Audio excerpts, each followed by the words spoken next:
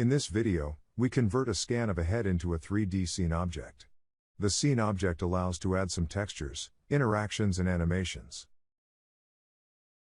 Add a local image, ASO GVR volume renderer, ASO background and ASO examiner viewer module to your workspace and connect them as seen in the video. Make sure to open the file Proband T1 from MeVisLab demo data path. The module SO GVR volume renderer allows volume rendering of 3D and 4D images. Change the render mode of the volume renderer to illuminated. This adds lights to your 3D scene. Lookup tables allow adding colors to surfaces. Add a SO LUT editor and connect it to the viewer.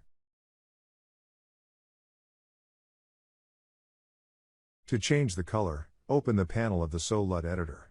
Here we can change color and transparency for gray values of the original image interactively. Add new points and define color and transparency of the original gray value matching your lookup table. Your changes are applied to the viewer automatically. Gray values of your original image are now mapped to colors and transparencies defined by your lookup table. The head appears orange and the illumination adds some basic lights to your scene. We now want to rotate the head automatically. Add the modules SO Rotation XYZ and SO Elapsed Time to the workspace and connect them. Open the panels of both new modules.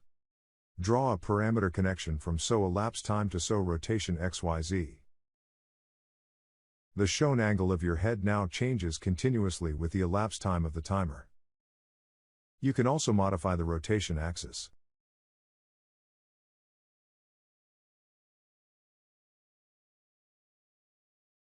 For further information, please have a look at www.mevislab.de.